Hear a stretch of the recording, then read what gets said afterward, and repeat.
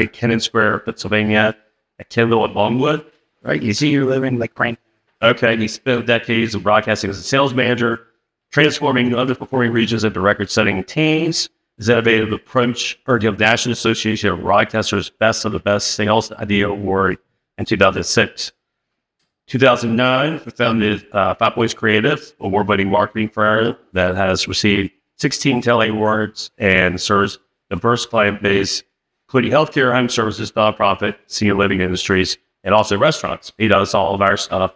He's done the websites for Martin's and Sidecar, social media for Jaybird. We've done print advertising, print ads. We've done pretty much everything advertising related we've done. We're just had a hand in at some fashion or another along the way. So through his extensive experience, he's mastered the art of building meaningful relationships and turning them into long-term success. Just wrote a book, his second book, Turning Tables. Some of y'all are featured in it. It's Turning Tables, Everything I Need to Know About Business I Learned as a Server, and released late last year. But he interviewed some of us. I think he interviewed Dee Dee and Brittany Massey, and I'm in it. My wife Katie's in it. So there's definitely a little bit of the Martin's brand and touch in that book. So if you haven't checked it out, check it out. But we'll head it over to Bruce. He's going to give you guys a little presentation. Go from there. Well, thanks, Jason. And it is great to be here with you all today. I'm excited to let you hear and see some of the things that I've been working on, some of the lessons that I gathered through my career. And Jason talked about my time in high school and college. I worked as a server, and I could not tell you how many times through my career in sales management and building sales teams and in leading organizations, the lessons that I learned in those early days at high school, at a senior living place, and in college, the difference that made for me professionally. So I just want to set the stage. I'm a 16-year-old kid, never had a job really. Well, I've been a dishwasher at an Italian restaurant, Kennon Square outside of Philadelphia. And I went in and worked at a senior living place. Well, the people that live there, these are high-end people. They're used to, like, picture a Shenandoah Club, right? And it was a little intimidating. I had a lot of high school kids that would work the evening shifts. And I learned a lot there. Then my second job was at a family restaurant called Hearns in downtown Wilmington, Delaware. And that one was, again, they had like chicken and dumplings. Remember when that was on the menu, and salmon croquettes, if your mom ever made those for you back in the day. That kind of food, just comfort food. They had like 6 kinds of pies. And then I worked my last couple of years at a restaurant called The Greenery 2. Of course, those last 2 places don't exist anymore. This was like 4 years ago. But Greenery 2, the one I think it's most like in our area is like a Billy's, right? Like a kind of a mid-range business kind of lunch. I worked a lot of the lunch crowd. But I would go to college, and I would go back and get back Saturday in May. And everybody knows what the first Sunday in May is, right? Nice. Exactly. And that is insanity in the restaurant business. So those of you that are open on Sunday mornings, you know. And so I get thrown right to it. But I think that the reason why Jason and I talked about this is these lessons apply to what you guys are doing. And it's kind of odd for a guy that's not in the food service business currently to be talking to people in the food service business. So I want to acknowledge that I've experienced your care and the way you look after your customers on a firsthand basis. I've observed it as you care for other people. Frankly, with some of you in my own home, with others of you at the different restaurants. I think the things that you're going to hear about today are, many of them are things that you know, but I want to add a measure of intentionality to try to help create and build upon the culture that's already here. Okay. So I wanted to talk about that and kind of reinforce, what Jason was talking about in terms of my background and how it fits together. So every organization has a culture. Every organization has a culture. The question is it a culture by design, or is it a culture by default, right? So the successful organizations have cultures that are built intentionally, thoughtfully. Like, there's a reason why we do things a certain way. And I have a friend, one of the things I've been in Roanoke for almost 20 years now, this time. And so I think that through that time and through us working together, you may not know this. I mean, Jason talked about me and some things you may not know about me, but you might not know that Jason helped start this organization, the Spot and Kirk. He's a founding board member along with me, and we're celebrating 10 years next month. And before that, Jason and I started the Down by Downtown Music Festival, and we grew that and then handed it over to the Roanoke Regional Partnership, who aligned it with the marathon, right? And here's a little known fact that Jason and I haven't talked about in probably 15 years, but he and I can take credit for starting the Roanoke Restaurant Week too. You remember that, Jason? Because what happened was we were going to do it, and then DRI was like, oh, no, we're going to do it. And so they kind of, went in and did it and started the credit. So yeah, we're sorry about that, but it does help. It does help in January anyway. But I have a friend that talks about Jason's restaurants. And here's what they say about Jason's restaurants. Each of them are what they're supposed to be. And they are exceptional at what they're supposed to be. And I think what you see is the type that Jason puts on each place is different, right? I mean, you all represent, some of you bounce around a little bit, but for the most part, you're in your place and you're striving to be the best at what it is that you're doing. But the common theme is how you're the best at what you're doing, right? And I think that's intentional. So I'm going to pick at that a little bit, but I also want to tell you the purpose of this presentation is to help you become architects, okay? Architects of a winning service culture. So I want you to be thinking about how you can build a service culture.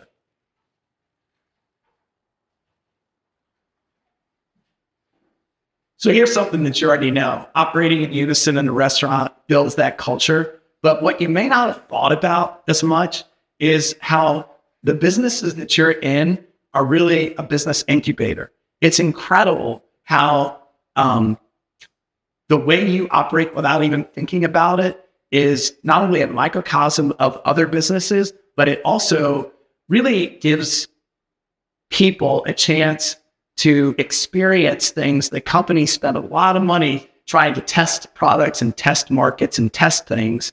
And the reason I think it's interesting is in the food service business, you get immediate feedback, right? You get immediate feedback. I remember Jason saying to me in the interview that we shared, I think last week, that you're only as good as your last meal. And I think that's really true. Like there are places I love to go, and if you have a bad meal, you have to think, okay, I'm going back, even though I have a bad experience, right?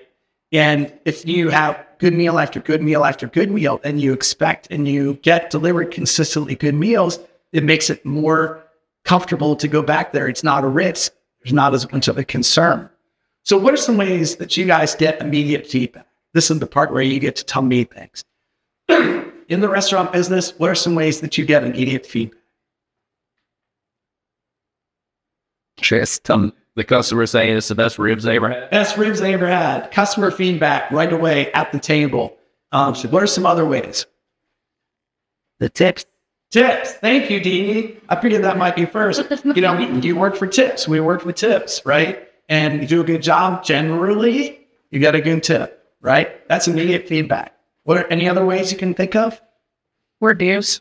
You get reviews online, for sure. Ooh, a big empty plate. A big empty plate is a great way to see. So if you're in the dish room, you can tell how the food is that night, right? Because the dishes are a lot easier. I worked at an Italian restaurant where I said I was a dishwasher. Oh man, marinara sauce. This is just that's a whole. That's a whole different conversation, right? So those are positive feedback. What are some ways you get maybe that immediate feedback that isn't quite as positive? All of the improvements and good old verbal. Those don't spend as well, right? The verbally tip So you're still appreciative. still does feel good. Yeah. What are some other ways? You mentioned empty plate. Yeah, seeing a full one. What if you see a full plate going back? Then it's like, and what if you see that special goes back full 3 or 4 times? Then you're thinking, okay, we might have missed the mark on that one for whatever reason. People complain, forgot that you didn't do that, right? The other parts that I think that are interesting about the restaurant business is an incubator, your industry, what you do on a daily, and this is the other thing, you guys are in this up to your elbows every single day, 50, 60 hours a week maybe. It's hard to pull back and look at it. And so that's what I hope today is to help you become architects of the service culture, right? Of the winning to service culture. The other ways that you get immediate feedback, or the other parts that make this a great part of being a business incubator, is that it's high stakes. Because every dish, it's transactional. People come in, they order food, you deliver food, they pay their bill, they leave. It's transactional, but it's also relational, right? Because if Jason said, I know a lot of you, almost all of you by face, and many of you by name, because when I walk in, you see my face and you say hi, and it's a relationship. Like, if I haven't been to a restaurant for a while, I feel bad. Why I got to go in there? I did there, right? It's a relationship. It starts as transactional, but it does shift over to relationships. And then there are clear roles, right? In food service, in commerce, people kind of cross around. What's marketing? What's sales? What's leadership? What's this? What's that? Man, my job is to do this. My job is to make them. My job is to expedite them. My job is to deliver. My job is to clean the place up, right? Very clear roles. And that translates. But I guess the part I'm going to say is we can use some of these lessons today that we're going to see and hear to intentionally set the culture that I was talking about. All right. So we're going to talk about the virtuous cycle of service culture, right? Talking about being an architect.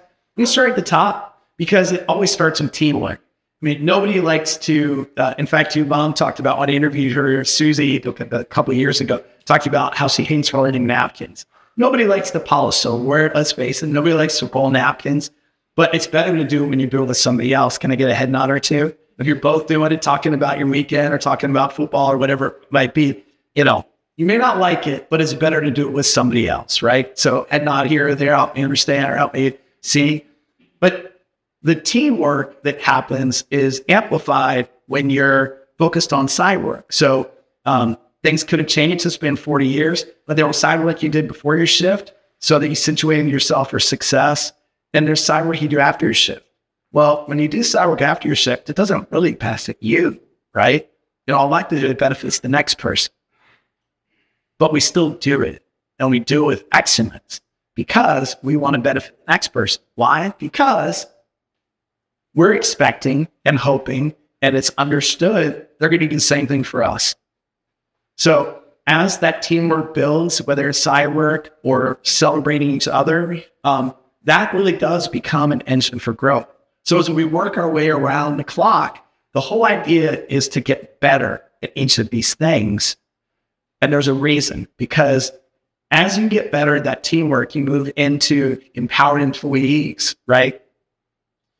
And what I mean by that is having employees that are given ownership, having employees that are given, don't worry, you don't have to own the restaurant, and don't worry, there's no coon coming. But I mean, ownership of the problem, ownership of the relationship with the customer, ownership of the situation. And when you have that, you have people that are on the front lines problem solve, and they're reinforced by that team approach. And when you have empowered employees and you strengthen and improve at that, you start to experience exceptional guest relationships, that wow moment. It's one thing to anticipate. I do another talk where I talk to professionals about the lessons of some of the servers and the people that I interviewed for the book Turning Tables. Available wherever bookstores are shut, or wherever you find that. So I keep wherever books are bought at bookstores. But anyway, I talk about that a lot, about the lessons that in there that apply to us universally. But the anticipation is really important because you know what's coming next. And the good servers both know what's coming next, but also aren't in your face telling you what's coming next. It's that half second, which doesn't seem like much, but when you multiply it over and over in a shift, you can save yourself 30 minutes. And when you save yourself 30 minutes, it's that much faster than people are getting what they're looking for. I'd say this, when you look at the exceptional guest experiences, that food on service is a team sport.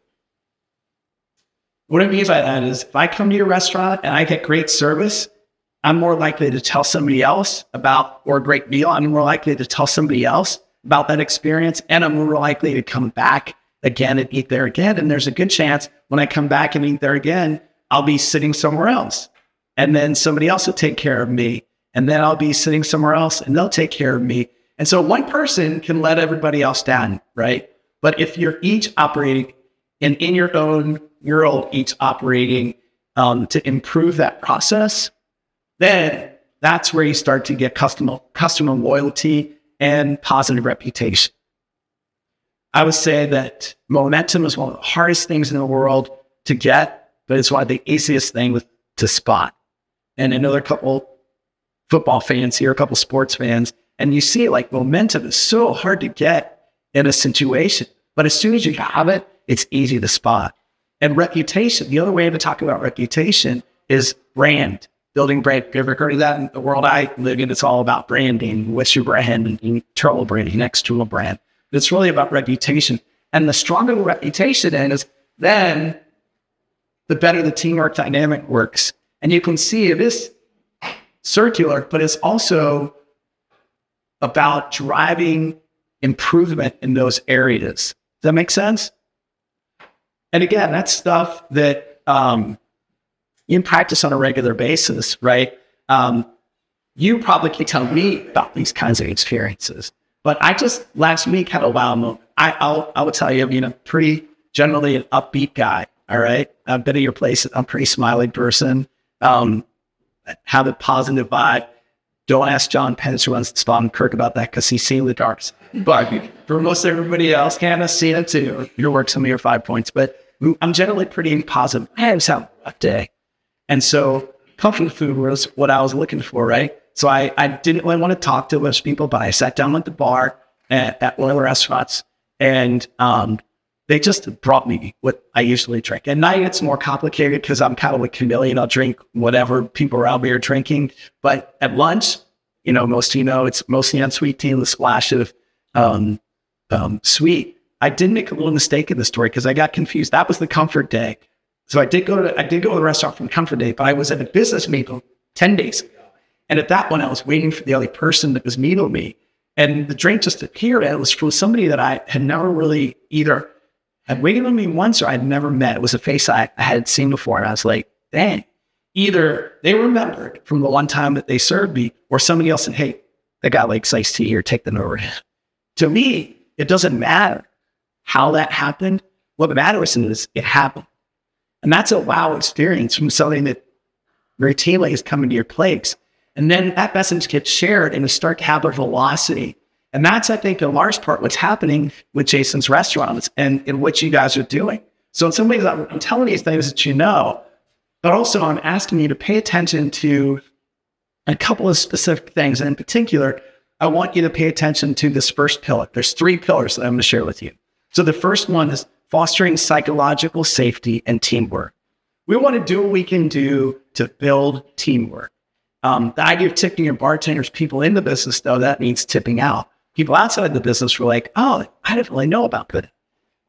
I'm going to take the stab. It's been 40 years, but people still do that. Again, kind of get a head nod. You still tip your bartenders and all that. We know why that happens.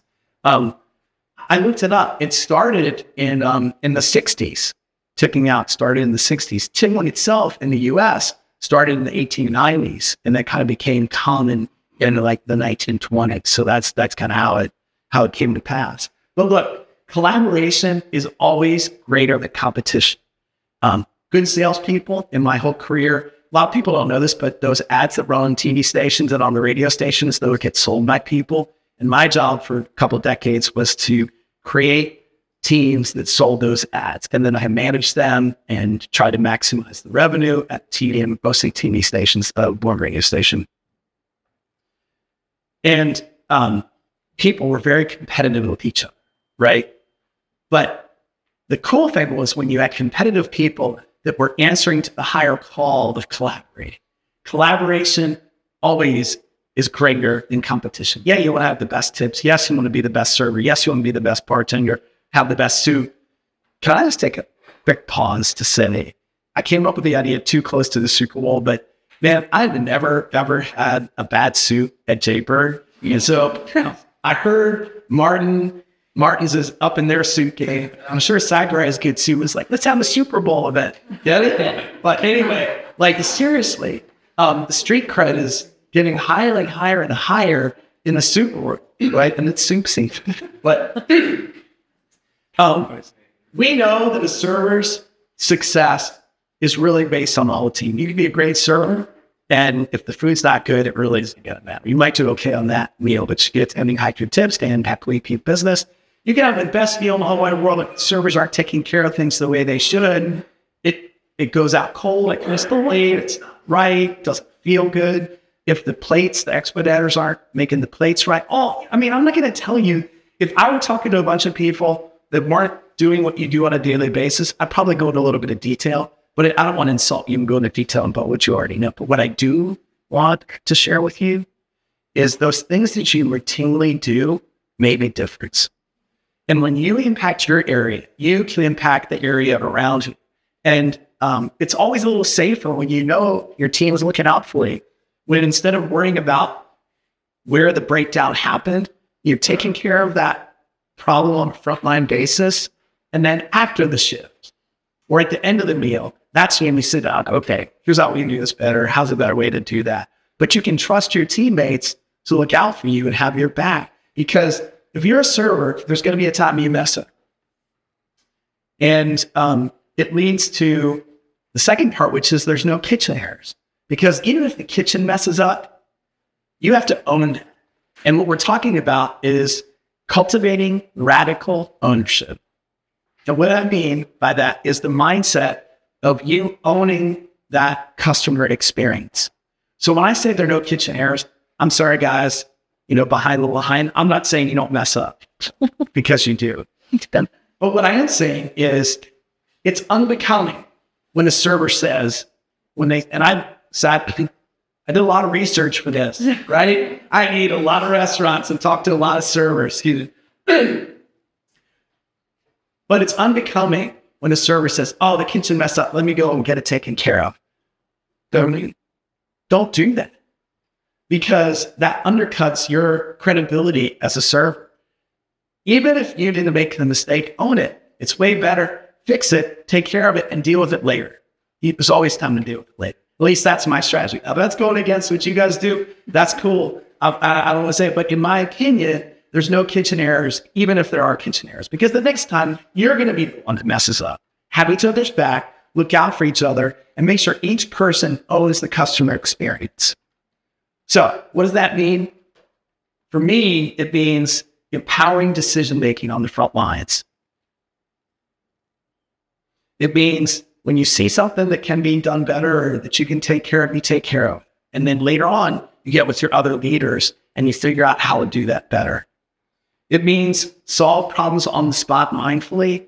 I have examples from 40 years ago, but can you guys share a couple examples where you were called, without laying a coworker out, but a couple of examples where you could recall, generally speaking, where you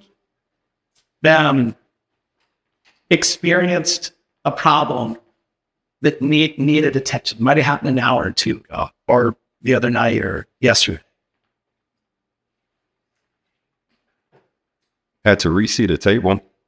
Had to reseat a table? Crazy busy. Sat at a table at our community table in our restaurant. And then I had to be the one to walk up and say, hey guys, I apologize about this. We need to find you another booth. And very awkward initially, to have to go up to people who are ready to get comfortable, get some food and reseat them. But they were gracious about it. And they stayed, got a booth, had a result. We had a great night. The initial moment was like, oh, we have to move you because we have a reservation coming. Yeah. But instead of verbalizing it that way, just kind of softening that blow as much as possible and trying to expedite the process to get them this comfortable. Hey, thank you for sharing that story. Thank you for being a little bit vulnerable. One of the things that is in the book a lot, and one of the things that I talk to people a lot about, is empathy. And empathy is something that the world needs more of right now. All right. Let's just be honest. No matter where you are, I'm not talking left, right, or even center. Empathy is something we can all use more of. And I was going to say next week, but this week, kind of a big night coming up, a big week for some of you, right? What I mean by empathy is when you walk up to that table, let me say it differently. I sat at a table where somebody walks up and I'm there for whatever reason and they're on fire. Hey, my name's Bruce. I'm serving tonight. How y'all doing? Are we excited? And you're there for an interview with somebody, or you're there on maybe on a date like Valentine's. It might be a couple that's been together for a while because they're having a hard night or they just had a fight or something happened. You don't know. So empathy means, look, as servers, you don't even think about this, but I'm telling you, and as people who work in the kitchen supporting servers, when you walk up to that table, empathy means you're entering their space and you have to kind of feel what's happening. That's empathy. And look, in the kitchen, you can be empathetic to the servers, and the servers on the front line, you can be empathetic to the kitchen. Empathy is something we can use a little bit more of right now. And what you did was put yourself in that place where you were going to them a little bit gently and then getting them to where they maybe want. Another example of a time where there was an issue or a problem on the spot that needed to get solved recently. Restaurant week, when we ran out of desserts, but we already sold it to people. But then you had to go back into the kitchen. It goes out, and you just have to calmly go back out and be like, hey, we still have this. It's just a little bit different. But it's those issues that are stressful sometimes. But if you work together and be like, hey, look, I've already sold 5 of these desserts. They're just not been right in. I understand where how can I fix this without me going back and being like, oh, I sold this to you, but we don't. Yes. Yeah. There comes through times that happens, and Yes. they figure out a solution, and you just have to go back and ease it and be like, hey guys, I'm sorry, I didn't understand that you got this spot to credit, but we have something better right now. Like you're in luck because you're getting what. I made it with pixie dust this time. Right. Yeah. This is even better, right? And there's a lot of ways you can take care of that, but those 2 examples, I bet you can think of 3 or 4 more, are very common restaurant examples. I haven't thought for a while, it's not in the book, but I have no idea where that term 86 and something came from. I know it was the artist. I have no idea. I think it's a military thing, but I should have Googled that. I'll do that for the next time. But that's what they used to say back, in the 80s. I don't know if they still say if you 86 stuff or not. It's 6 times that. There you go. Okay. So the third thing, when we talk about cultivating that radical ownership, what that means is empowering decision-making, solving problems both up front or on the spot, and then you have faster solutions. You have thankful customers or appreciative customers, right? And then you have an engaged team. And that, you can see how, that could be, hey, they ran out of that, but it was okay, that happened instead. And it does fit together. And it's a part of that radical ownership. And the third thing is making excellence a habit, right? Consistency is what builds reputation. We talk about branding in our world. Branding and reputation can mean interchangeable things. But when you embed your service philosophy across the board, you start to become the people who solve problems, the people who look out for our customers, the people who pay attention to the details. Let me tell you something. I can't really say about your restaurants, but there are a few restaurants that are a little bit dirty that I go to anyway, because I like the food so much. All right. I kind of get an amen on that. But most of the time, if I go to a restaurant and if it's a fine dining place, or even if it's a regular place, and I look at the windowsill or I look at the blinds and I'm like, ooh, I might not go back there as much because I figure if I can take care of that, I don't know what's happening back there where I can't see it, right? And so my thing is, we're the people that take care of little stuff. We're the people that take care of the customers. You have to ask yourselves, we're the people who what? We are the people who what? And we don't have time in this session to go in a lot of detail on it, but I do hope that you guys can pick at this a little bit, either together as leaders or with Jason or with your own teams. But the idea of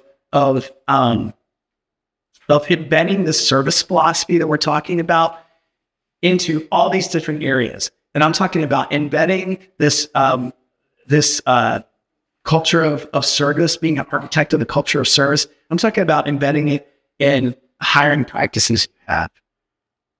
Starting there. I'm talking about doing it in the way you attack your side work, in how you do hellos before the shifts, and how you do a debrief after the shift. With in my work, I'll call it did well, do better, right? Reset. This went really well. It could have done it better there, right? There's one standard I want to submit to you guys that you may already practice. I don't know, but it's a really common one. And the reason I want to tell you about it is I'm going to have you think about 1, 2, maybe 3 service standards that you can lock in and start to practice where you are right now as leaders. Okay. So first I want to tell you about the 10-5. And again, you might already be doing this, but I go to touring places in the free world where I see that it happens. At 10 feet, if a customer is walking in, I want you to look him in the eye. You see a customer walking in, see somebody walking you at 10 feet, look them in the eye. At 5 feet, acknowledge them for late.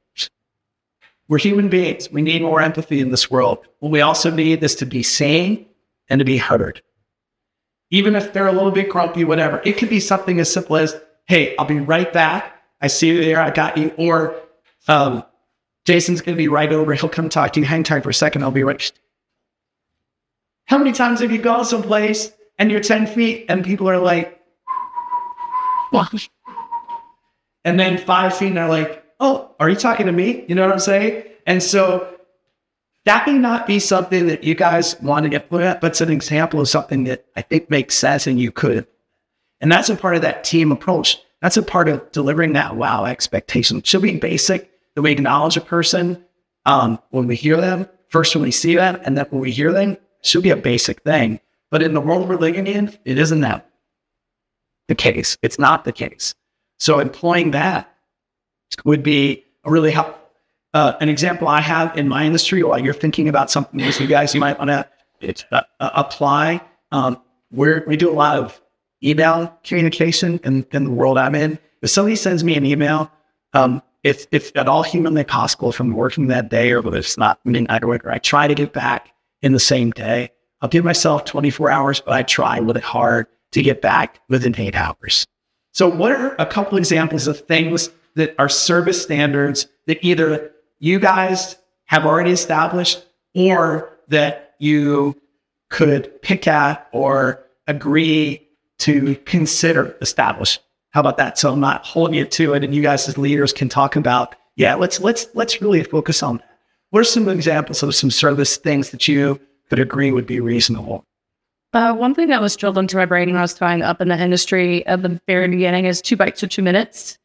Minutes you check on your guests after the food lands within 2 bites or 2 minutes to make sure that you can solve problems if they're already happening. That's a really interesting one. Is that one that everybody that's heard or seen? Is that a common thing, or is that one that's an absolute? That is a pretty common thing. Yeah, it's more like a corporate drilled in your brain thing. Yeah. Pull hands in, pull hands out. The other one that's Flagging. yeah. Tell me about flag. Just put a that prefer somebody that you stuck with hard. Okay. Good. I don't mean to give away your secrets. Taylor, Hannah, we won't have this in any of the video. This is like Martin's secret sauce here. But nobody knows. They should.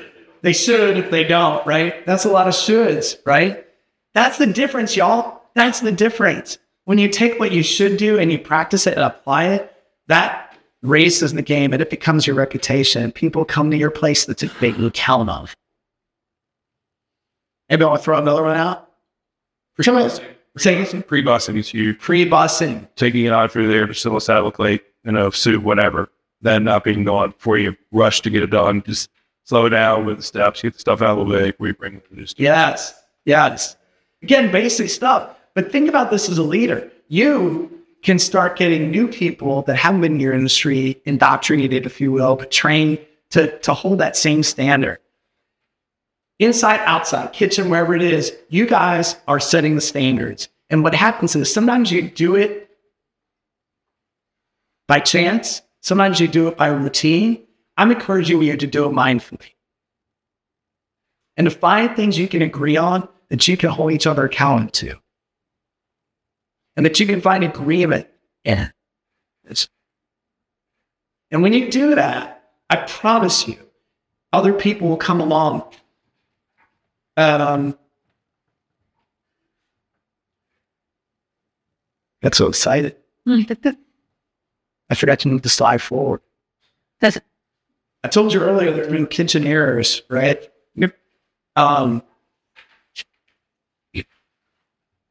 And making excellence a habit, we talked about. So there's 3 pillars. The third one's making excellence a habit. The second one is that cultivating radical ownership. And the first one was that fostering psychological safety and teamwork, right? So I'm going to try to bring it together here by talking about, see, we are the people who Johnson dry run, working on getting those kinks ironed out. But I want to talk about, you don't build a culture, you grow it. You don't build a culture, you grow it. I want you all to take a second, because I'm pretty sure, I could be wrong, I'm pretty sure this isn't happening. And if it is, pat yourselves on the back. You're a couple of steps ahead. I want to shift your work from fixing problems to cultivating the environment. I want to shift your work from fixing problems to cultivating the environment. I want you to work really hard in the hiring process and in the culture building process to apply principles that help your team fix the problems. Because if your team is fixing those problems and you're fixing those problems, there's a better chance that problems don't make it to you and you're able to focus on cultivating that environment. And it does roll up. If you're architects of a lean service culture and you're each doing it, it's going to roll up to your managers, leaders, and it's going to roll up to the ownership. And it all does fit together. And it's easy to think, well, I'm just in charge of this, or I'm just in charge of the catering, I'm just in charge of the kitchen, or whatever it might be. But it does roll up.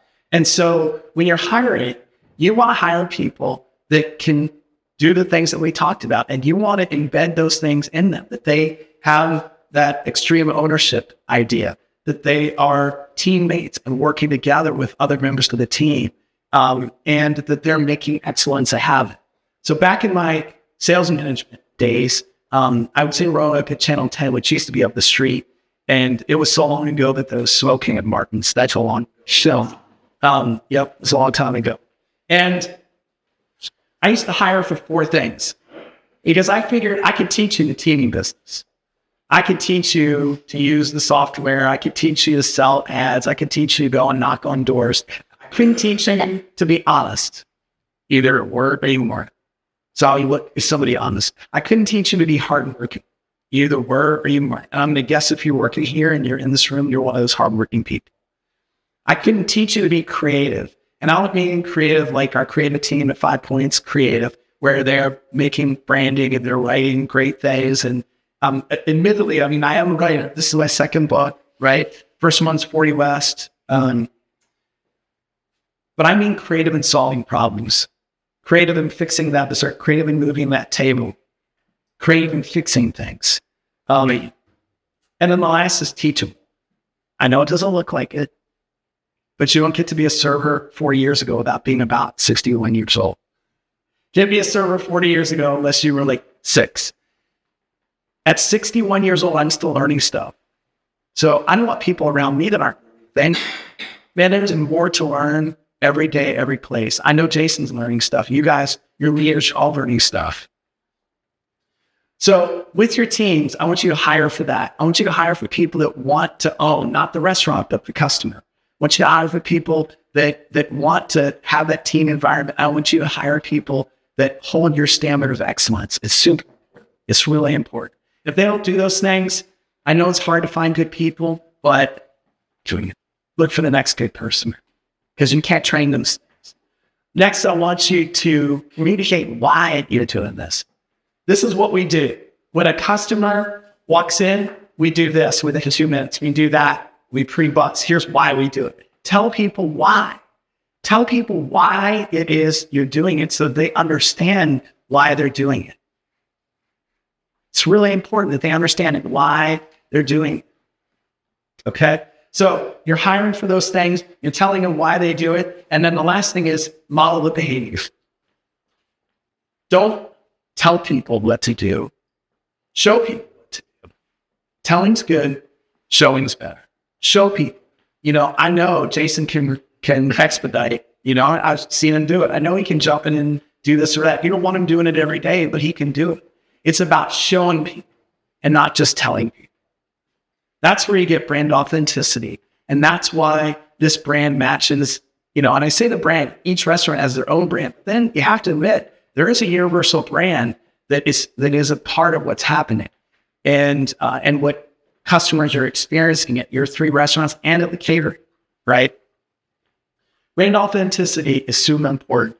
And it happens because of people that are demonstrating how to do this and not just telling people how to do it. All right, don't worry, get towards the end. Wrapping up here. Good culture isn't an expense, it's an investment.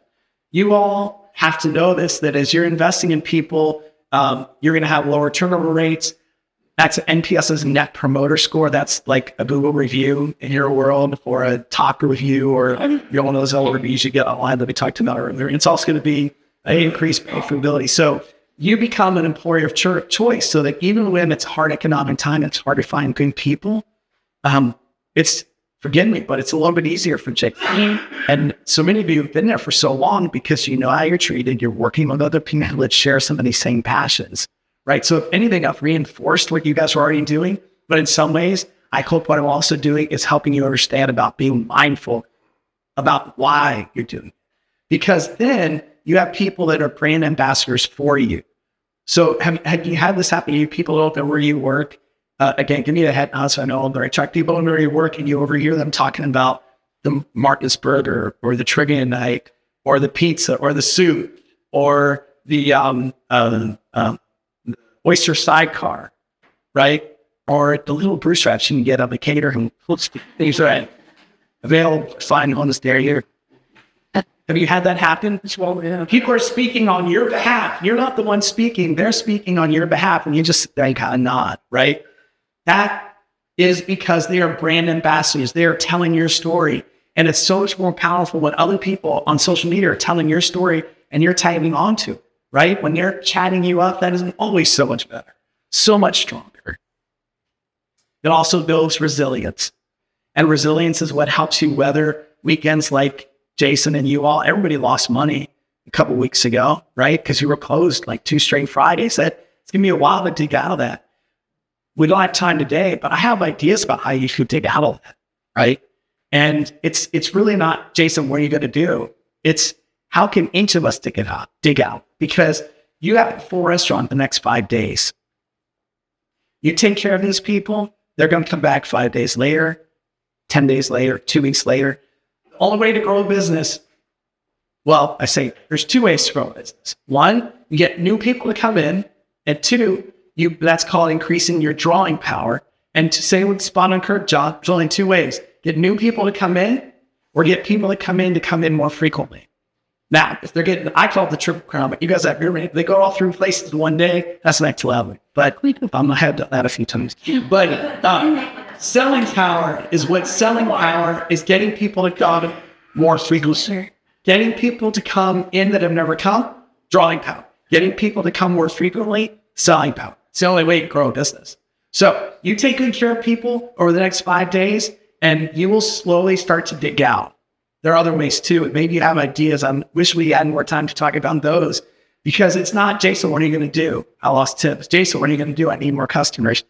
Jason's going to do what Jason can do, but it's up to us to take care of those people, to do extreme ownership, to get them to come back more frequently because they've been, wow, and they've been impressed with the brand authenticity. Yeah, I understand that, but it's also hard as a server, like, especially when you're hiring people, because the job is not so glamorous. I mean, when we have snow days, we lose money. When you're sick, we lose money. It's not like a 9-to-5 job where you can have days built in or you can just take off. It's not a salary where, oh, I'm sick today, but I still get paid. And that's the hardest part. It's really of being a server, is you have to take accountability for yourself, when you take time off just to enjoy your life. Like that's a hard thing to hire people with the right mindset, because they're not going to get those benefits. They're not going to be, I'm not saying we're stupid, but you got to put that into play when you get this kind of job. That comes in the back. If I'm working to stick eye to eye, and my anxiety goes high up because You can't afford to miss too many jobs. or any. Exactly. But Exactly. So that's the rough part. That's the selling point. No doubt. That's right. You can't just be like, oh, coming to this place, it's great. But like, there's a certain mindset that you have to look for. So absolutely, the authenticity that comes out in the hiring process has to be ingrained and mixed in as well, because you can't just tell people things are amazing, because there are parts of every job that are good and bad, parts of every job where it doesn't match up. And you try to get things to match up and align as well as you can. But even in this room, some of you are salary or hourly, and some of you are on basically commission. And there's pros and cons with all of it, for sure. I think that, again, as leaders, these investments in people and in recruiting the right people do help us, though, create a stronger environment. And so the question becomes, what will your legacy be as a leader, as a frontline leader, where you are working in the area where you're working, doing the things that you're doing? Because there are a lot of places that have really good food. It's the people that raise things up, right? And it gives you a sustainable competitive advantage to have a team where the culture has been crafted intentionally. Teamwork and ownership and that habitual excellence, those pillars drive that, and they can separate you from other restaurants. It's never going to be perfect in terms of recruiting, but it's easier to bring somebody into an environment where there is customer ownership, where there is loyalty back and forth with the team and with the coworkers, and where there's a level of excellence, because excellent people want to work at excellent places. You can just tell if you walk in and someplace isn't that, it's probably not a great fit for you. If you're that person that's excellent. Like, honestly, I think that we all do so great too, because we do work under a really great owner. Because there are plenty of places that I've worked where I have left because either it's a super toxic environment, the owner doesn't have flavor. Like, I think that people are a little bit surprised in our area to see Jason like helping run food and like get iced and clean dishes and things like that. And like, honestly, we're all great as employees and we're great at doing our job, but a huge part is also the ownership that we work under, and we're so proud to do that. So yay. It's a shout out. I know you weren't looking for it, Jason, but it's also not just because you bought Capriati subs, right? But it's interesting because there's another talk that I've been doing talking about the characteristics that I told you earlier. One of them is about servant leadership. Brian Wells, the hotel in Roanoke, I watched him do that exact same thing. His first week here at E-Travel, they don't call him Mr. Mark. They call him Mr. Wells. He's like, Mr. Wells, you shouldn't be doing that. You don't need to do that. It's like, no, we're short-handed. There's 300 people that need to be fed. He took the tray out and took care of it. There's a place in the book where I talk about how he came over and he greeted us, a couple of people that I was with. He made it a point to go out and kind of pick up some glasses that were there, clean up, fuss a couple things that were out in the lobby, but where the fireplace is, or the lobby of the hotel room, out there. He went out and he was doing that. And that's what leaders do.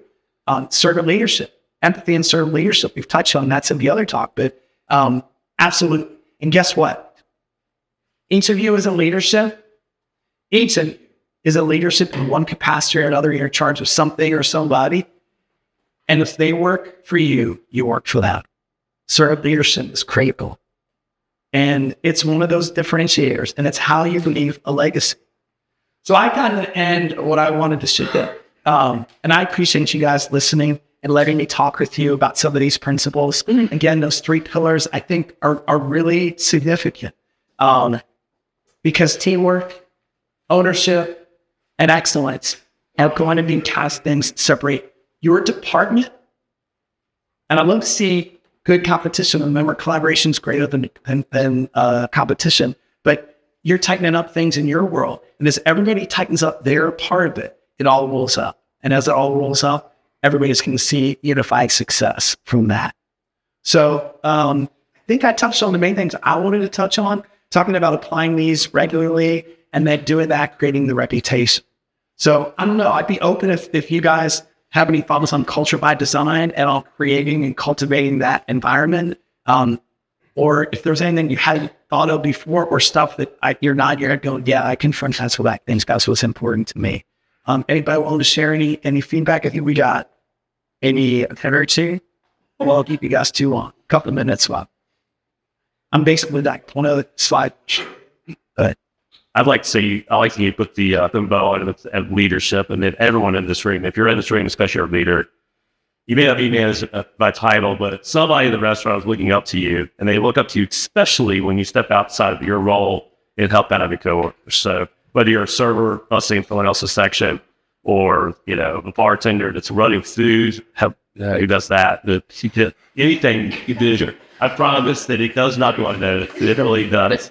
Help cultivate the. It does. Think about that example. I was sitting at the table, getting ready to meet with one of the most well-known attorneys in all of Reno that doesn't have a beer, and they walked up with that iced tea for me. Not quite a stranger. I don't know who it was. I'd have to find out, but somebody helped that person, or that person had a great memory, right? And I know it's a small example, but when you're going above and beyond, it helps the next person to go above and beyond. And if you keep going above and beyond, the people around you aren't going above and beyond, it's time to have a conversation too. Yeah. Anything else? All right. I want to make a little offer to you all. My book, did I mention it was for sale? Also, it's free. If you click on that QR code, you can get me a copy of Turning Tables. Okay? And you can do that if you want. And also, there's a toolkit for service. It's a one-page kind of, not necessarily a summary of what we just talked about, but it's got some ways that you can reach out to people and make a difference in their lives. So either of those QR codes you can share. If something I shared, like you talked about, Jason, made a difference, I'd love to hear about it. I have it on a website. Also, you can follow me on the different socials where those are. That always helps. That stuff is meaningful and helpful. So I just want to put that out there for you guys. And I appreciate you taking an hour out of your day to look at some of these concepts. Again, some of which you might have mastered, some of which you're working on, some of which maybe you hadn't even thought about, right? And also, Jason, I appreciate the connection we have, not just to this place, at your place, at the downtown Roanoke, but I appreciate you giving me access to this. So thank you. Yeah, that's Yeah. the shit. All right. Thanks, everybody. Thank you.